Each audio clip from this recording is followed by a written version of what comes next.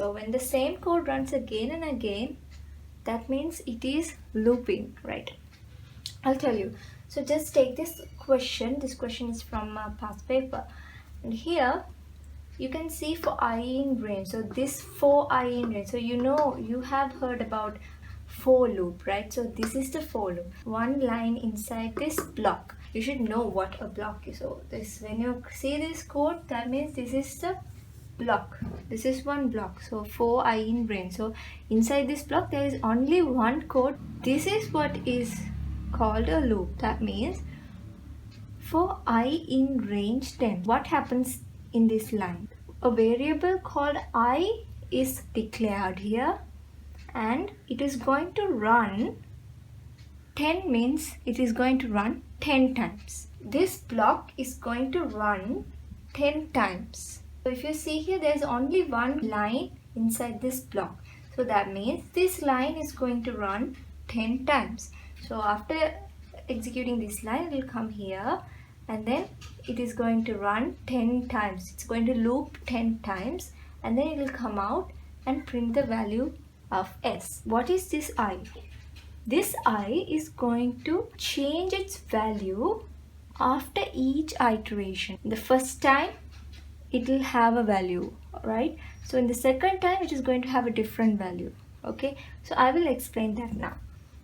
So for I in range 10, right? So what is this 10 means? We can also write this range part of. I have written two values here. Here it's one value. So I have written two values. This I is going to get initialized with 0. When I takes the value 10, it is going to stop. This I's value is going to get increased by 1 after each iteration. This I is initialized with 0. But here there is no starting value. So you can give any value here. You can even start with 2 or 3 or whatever. But here it is not mentioned, right? The starting value is not mentioned. So when the starting value is not mentioned, you have to consider the starting value as 0.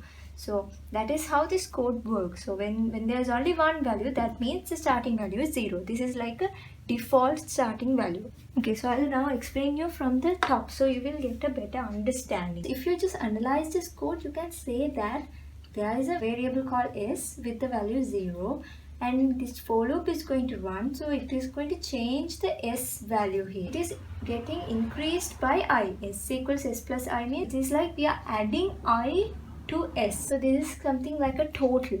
So we are initializing the total with 0, and inside the loop we are increasing this total by adding the total with the i's value. So we know what is going to be i's value. What? Initially it is going to be 0, and then 0 to 1, 2, 3, 4, 5, 6, 7, 8, 9. So when it reaches 10, it will stop. That means when it will check if that i's value is less than 10, 10 less than 10, no, so it will go up. So when you see a loop like this, you should simply say that i's value is going to start from 0 and end in 9. It is going to run 10 times. So 0 to 9 is 10 times. Just think, starting value is 0. It is going to end at 9. How many different values I is going to get? If you count from 0, 8, 9, this is 10 times. This code is basically about finding the total by adding the values from 0 to 9. Simple. If you see the code, you can simply add like 0, 1, 2, 3, 8, 9, and if you get the total, that is the answer for this question. If you struggle to find that thing, you can start with s, initialize s with value 0. That means this s is going to have the value 0. We have I initialized with value 0. So it will go into the loop. S equals s plus I. So s has 0.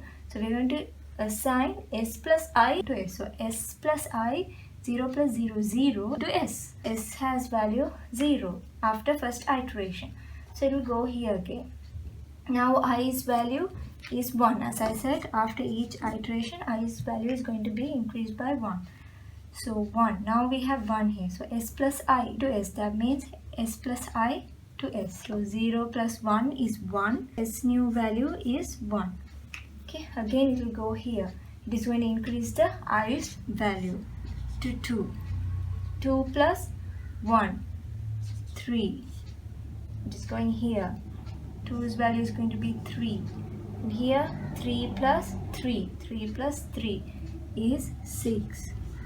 And it will go here. 3 is going to get increased 4. 4 plus 6, 10. Then again to the top, it is going to get. Okay, just you will understand the pattern here. 21, right? Then it will go to the top and it will increase i's value by 7.